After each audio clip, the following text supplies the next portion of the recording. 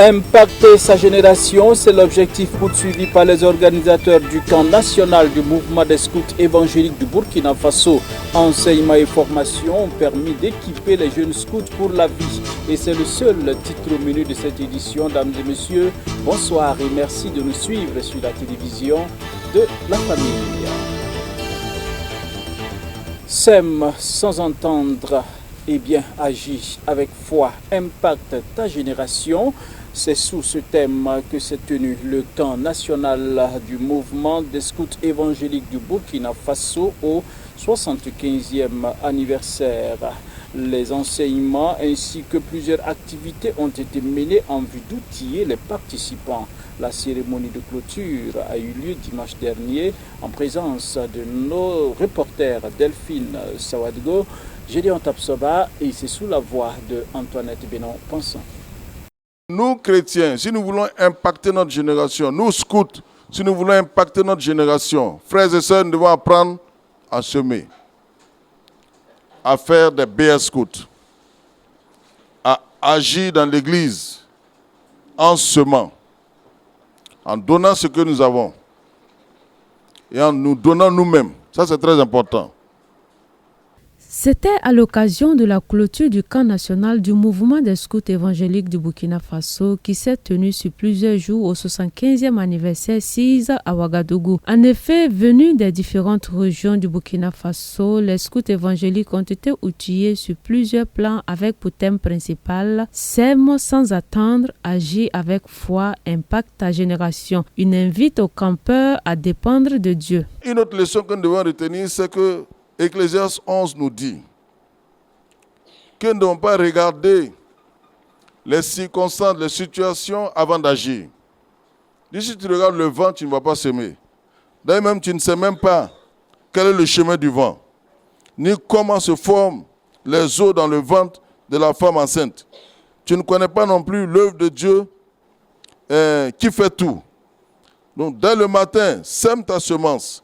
Et le soir, ne laisse pas se reposer ta main, car tu ne sais point ce qui va réussir, ceci ou cela, ou si l'un ou l'autre sont également bons. Tu ne sais pas. Comme tu ne sais pas, celui qui observe le vent ne sèmera point, et celui qui regarde les nuages ne moissonnera point. Donc ça veut dire qu'on ne doit pas dépendre des situations, ne doit pas dépendre des circonstances. On doit aller au-delà de ça si nous voulons impacter notre génération. Nous ne devons pas dépendre forcément des situations et des circonstances. Nous devons dépendre de Dieu. C'est pourquoi la Bible nous dit que nous devons semer le matin et le soir, ne laisse pas reposer ta main. Ce fut des moments très riches pour les participants qui en ont tiré gain de cause en vue d'impacter leur milieu. Ce fut des moments très riches parce que là nous avons bénéficié de plusieurs formations, que ce soit sur le plan spirituel, que ce soit également sur des plans entrepreneuriaux qui pourront donc nous aider et très bien nous engager pour l'œuvre de Dieu, également à travailler pour notre propre quotidien, pour venir également en aide à ceux-là qui sont dans le besoin. Et également, ce que je compte faire, c'est de partager d'abord les différents enseignements que nous avons reçus lors de ce camp-là ici, avec mes camarades qui n'ont pas pu avoir l'occasion de prendre part à ce camp. Et également, c'est de travailler afin que ce mouvement-là puisse encore grandir. Parce que là, cette année, c'est vrai qu'on a eu plusieurs contraintes qui ont donc contribué à freiner la forte mobilisation des campeurs. Mais quand même, je pense que pour les années à venir, également avec l'engagement de tous, nous pourrons encore plus être déterminés pour que ce mouvement-là puisse prendre encore plus d'ampleur. Pour dire, lors de ce camp, vraiment, nous avons appris plusieurs choses. Nous avons appris des chants, certaines choses comme sur le plan spirituel. On nous a vraiment enseigné et on nous a formé sur plusieurs choses dans le mouvement du scoutisme. Pour que presque toutes les églises évangéliques du Burkina Faso, pour que ce mouvement y reste là-bas et que ce mouvement se développe dans tout le Burkina Faso. Le scout ne doit pas être limité dans sa vision. Il doit donner de la valeur à sa vie en se fondant sur la parole de Dieu, être généreux, apprendre à faire le bon choix et travailler pour l'œuvre de Dieu et à l'œuvre de Dieu. Une invite du pasteur François-Xavier Compaoré à l'endroit des scouts évangéliques. Rappelons que le mouvement des scouts évangéliques du Burkina Faso est ouvert à tous à partir de 6-7 ans jusqu'à la quarantaine. Braga, passage, chevalier,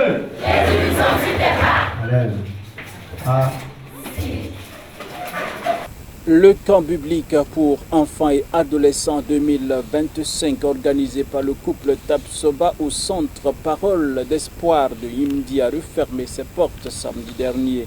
Une occasion pour les adolescents, les initiateurs, de faire une pause pour rendre grâce à Dieu pour son accompagnement durant les 10 années de camp, bien entendu. Antoinette Bénon, Déborah Koulbali et Gédéon Tapsoba ont pris part à cette cérémonie d'ouverture et voici la synthèse.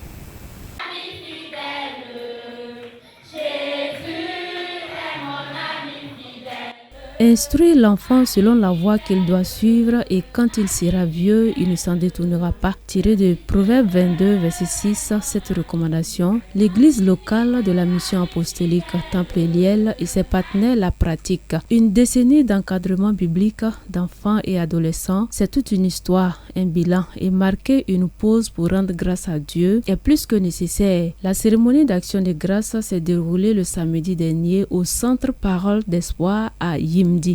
Dieu nous a choisis, moi et mon épouse, depuis plusieurs années pour travailler parmi les enfants. À un moment donné, Dieu nous a suscité à organiser ce camp depuis 2016 jusqu'à aujourd'hui. Si aujourd'hui nous sommes en train d'organiser une cérémonie, c'est juste pour rendre grâce à Dieu, pour nous avoir accompagnés durant 10 ans. 10 ans, ce n'est pas petit. Et ici, nous voulons dire à Dieu de préparer la relève. Mon épouse et moi, nous sommes en train de prendre de l'âge. Ce n'est pas que nous voulons démissionner, mais nous voulons qu'il y ait des successeurs, il y ait des gens qui puissent se lever pour continuer ce travail. Cette année, ce que nous pouvons remarquer comme l'innovation, vous remarquez premièrement que les moniteurs ont reçu une formation de taille. Ça, parce que de fur et à mesure qu'on avance, il faut que les encadreurs d'abord soient bien formés. On ne les laisse pas encadrer les enfants sans avoir d'abord être encadrés. Ça c'est un. De deux, nous avons aussi invité d'autres dénominations qui ont ce désir d'accompagner les enfants, de venir participer, pas seulement pour encadrer les enfants au camp, mais aussi qu'à leur retour au sein de leurs églises, qu'ils puissent être des moniteurs et monitrices pour les enfants. Le président du bureau national de l'église de la mission apostolique affectueusement appelé Tonton Yaba a béni le nom du Seigneur pour la vision donnée au couple Tapsoba pour l'agrandissement du royaume de Dieu. Nous voulons dire merci à Dieu parce que c'est lui qui rend capable, c'est lui qui a soutenu le pasteur Jean-Pierre et son épouse par rapport à la tenue régulière de ces camps bibliques durant les 10 ans, comme on vient de célébrer. Et je crois que c'est une action honorable parce que c'est en réponse à un commandement même du Seigneur qui porte les enfants à son cœur. Et nous voyons de nos jours la dépravation par rapport à certaines attitudes des enfants. Et je crois que nous saluons tout ce qui a été accompli parce que nous voulons voir un Burkina nouveau, un Burkina où règne la fidélité, l'intégrité comme le nom l'indique. Et cela commence par le changement de la vie des enfants. Comme dit l'Écriture sainte, instruire l'enfant et quand il sera grand, il ne s'en détournera pas. Et je crois que pasteur Jean-Pierre et son épouse sont en train de faire une œuvre utile et nous rendons grâce à Dieu pour cela. nous les encourageons, nous les soutenons pour que cette œuvre puisse encore continuer davantage. Placé sous le thème « Jésus, mon ami fidèle », environ 190 enfants et adolescents de diverses dénominations ont pris part au 10e anniversaire du camp biblique 2025, riche en enseignements. Au cours de ce camp, nous avons eu des enseignements. Tous les enfants ont reçu des enseignements sur le thème « Jésus, mon ami fidèle ». Nous avons eu des jeux récréatifs. On a fait une journée festicolore, on a fait une journée traditionnelle, on a fait un jeu de piste. En tout cas, on va faire un feu de camp ce soir. Et cette année, quelque chose qui a été particulier, c'est qu'on a eu une soirée de prière avec le pasteur Kientera Jean-Baptiste, qui est venu vraiment prier pour nous, prier pour les enfants, prier pour tous les participants, et Dieu vraiment s'est manifesté.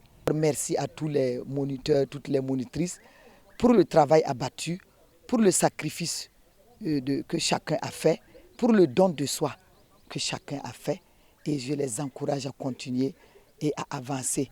Au cours du camp biblique d'enfants et adolescents 2025, environ 53 enfants ont donné leur vie à Dieu. La vision du couple Tabsoba, concrétisée depuis 2016, vise à éduquer et instruire les enfants par la parole de Dieu en les faisant jouer. Ainsi, le couple n'a pas manqué de remercier toutes ces personnes qui, de près ou de loin, soutiennent la vision à l'occasion de cette célébration. Rendez-vous du 3 au 9 août 2026 pour le prochain camp biblique. Le centre Emmaüs Data El Rai à Tanguin célèbre les lauréats de sa première promotion, une promotion forte d'une vingtaine d'étudiants qui ont réussi à valider plusieurs cours par correspondance. Les lauréats ont reçu par chemin, les uns du niveau intermédiaire et les autres du niveau supérieur. C'était dimanche dernier en présence de Salam Ouedraogo. Ils sont une vingtaine à avoir pu relever le défi. Valider 12 cours pour les uns et 25 pour les autres. Cet accomplissement leur vaut des parchemins ce dimanche 10 août 2025. Les étudiants du centre Emmaüs Data El Rai, parés de leur toge, peuvent être fiers de l'aboutissement, même si le moment n'est pas venu de dormir sur ses lauriers. Nous avons débuté en octobre 2019 et dès l'entame, nous avons eu beaucoup d'inscrits et malheureusement beaucoup ont abandonné et beaucoup aussi sont restés en cours de chemin. Mais gloire à Dieu, nous avons eu une vingtaine d'étudiants qui ont pris leur parchemin aujourd'hui. Et donc nous rendons grâce à Dieu pour ce qu'il a fait pour nous. On a un niveau intermédiaire qu'on appelait diplôme primaire qui est après une étude de 12 cours validés et 25 cours diplôme supérieur. Donc je suis très content et je rends grâce à Dieu pour ce qu'il a fait pour nous et je félicite les lauréats et j'encourage aussi à tous ceux qui veulent s'inscrire pour les cours bibliques par correspondance Emmaüs. Et il y a une étude approfondie de la parole de Dieu et nous les invitons à s'inscrire pour encore connaître et comprendre la parole de Dieu. Il faut dire que c'est un grand plaisir de l'obtenir aujourd'hui. Pour la petite histoire, je rappelle que j'ai commencé les cours en version papier entre 2013 et 2015. J'avais validé les niveaux, mais je n'avais pas obtenu le diplôme. Après, j'ai découvert l'application sur Play Store, donc j'ai pu étudier là-bas 42 cours. Donc, ce diplôme n'est pas un acquis, c'est un levier pour me propulser davantage à chercher à comprendre les profondeurs des Saintes Écritures. Je suis déjà considéré comme un prédicateur laïque dans notre assemblée. Des fois, si le pasteur est indisponible, il me donne l'occasion d'exhorter l'assemblée. Donc je pense que cela me donne la capacité de pouvoir donner une parole qui peut nourrir l'âme. Parce que de nos jours, il y a tellement d'hérégies, de paroles sur la Bible. Ces 12 cours, comme moi je suis une élève, je faisais ça chaque soir avant de dormir. C'est les nuits que je faisais. Je lis la leçon et puis après je réponds aux différentes questions. Je suis très fière, je suis très contente d'avoir ce diplôme intermédiaire et je prie vraiment que le Seigneur m'aide à poursuivre pour pouvoir atteindre les 25 cours et aller au-delà même de ça. Ce sont donc de solides rudiments théologiques qu'ils ont acquis et qui leur permettent d'être des ouvriers efficaces pour le Seigneur. C'est d'ailleurs le cheval de bataille de cette école biblique par correspondance qui a formé depuis les années 1990 des milliers d'étudiants au Burkina Faso. L'école biblique par correspondance Emmaüs est une institution évangélique qui vise à promouvoir l'enseignement de la parole de Dieu. Et c'est une école, comme son nom l'indique, par correspondance. Pour dire que ce n'est pas une école dans laquelle on réunit les étudiants en présentiel pour donner des cours, mais ce sont des cours qu'on les distribue, ils viennent prendre ces cours et repartent chez eux à la maison pour faire l'étude avant de revenir au niveau du centre biblique pour la correction. L'école biblique Emmaüs ne forme pas des pasteurs. Nous formons des serviteurs de Dieu, nous outillons des serviteurs de Dieu. Nous pouvons compter des milliers d'étudiants. Il y a des étudiants même que nous ne connaissons pas. Il y a des étudiants qui se sont inscrits à Emmaüs sur application. Donc nous sommes là pour les accompagner tout doucement et sûrement. Et c'est des moments comme ces moments que nous avons vécus aujourd'hui qui nous permettent de connaître nos étudiants, physiquement parlant. Nous les décernons les diplômes, nous les félicitons et nous les encourageons à aller de l'avant. Le prédicateur du jour, le pasteur Nicodème Sawadogo, s'appuyant sur Jean chapitre 3 des versets 27 à 30, a exhorté les nouveaux lauréats à l'humilité afin de réussir leur mission. La qualité de la formation donnée par Emmaüs est en outre reconnue et saluée par les autorités ecclésiastiques qui y voient un grand plus pour l'Église de Jésus-Christ. Mes impressions sont très bonnes et ça me donne envie de demander à ce qu'on installe le même centre à Temple-Elim et je vais me mettre pour ça aussi parce que ça aide avec l'apprentissage de la parole de Dieu, surtout pour les fidèles. Et je crois que dans chaque église, on devrait penser à ça. Parce que souvent, la participation des membres de l'Assemblée aux différentes réunions ne suffit pas pour vraiment comprendre ou apprendre la parole de Dieu. Mais si on peut avoir des études qu'on peut suivre pendant 6 mois, ça va beaucoup aider. On est toujours dans la parole de Dieu, on lit, on y réfléchit, on répond à des questions et je crois que c'est bon, c'est formateur. L'école biblique par correspondance Emmaüs compte actuellement une 50aine de centres au Burkina Faso, dont une dizaine dans la seule ville de Ouagadougou. L'institution évangélique est interdénominationnelle et son accès est gratuit. Le directeur national a ainsi invité les fidèles chrétiens de tous horizons à s'y inscrire pour s'équiper conséquemment afin de mener une vie chrétienne impactante. Améliorer les conditions de mobilité des populations des villes du Burkina Faso, c'est un premier jet de plus de 150 bus flambant neufs que le chef du gouvernement a remis au ministre de l'administration territoriale. Antoinette Pansombeno et Gédéon Tapsoba étaient à la cérémonie de remise des engins et voici le compte rendu. 150 bus officiellement remis à la Sotraco par le Premier ministre Rimtalba Jean-Emmanuel Ouedraogo dans la matinée de ce 11 août à Ouagadougou. Une première vague de réception sur 500 bus promis par le président du Faso dans le cadre de l'initiative présidentielle. Objectif, soulager la population burkinabé en matière de mobilité urbaine. Ce n'est qu'un premier lot de plus de 500 bus et le reste est en cours d'acheminement. Comme vous le savez, et dans le cadre de l'initiative présidentielle pour une éducation de qualité, le camarade président a instruit l'acquisition de ces 500 bus-là pour améliorer de façon très significative la mobilité des élèves, la mobilité des étudiants partout au Burkina Faso. Mais au-delà bien sûr de ce groupe spécifique des élèves et des étudiants, il s'agit donc d'améliorer la mobilité de tous les citoyens burkinabés.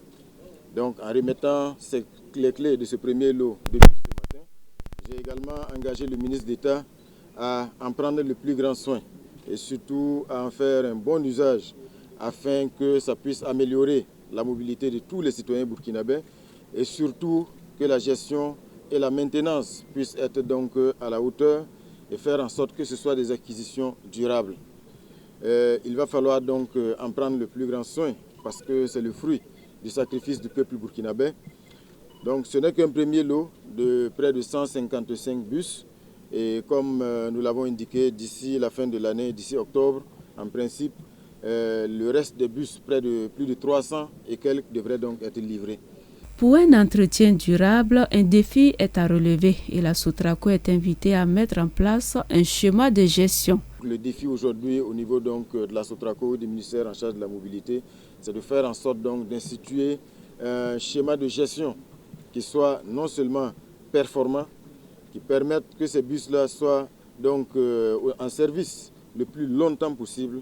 Et je pense que c'est un défi commun. Mais comme je l'ai dit, ce n'est pas juste la Sotraco, c'est également un défi et surtout une responsabilité pour tous les citoyens burkinabés. Chaque client qui emprunte ces bus-là a sa responsabilité également. Donc il faut que chacun véritablement respecte les consignes, adopte les bons réflexes, les bons comportements, afin que le parc puisse donc servir le plus longtemps possible les citoyens burkinabés.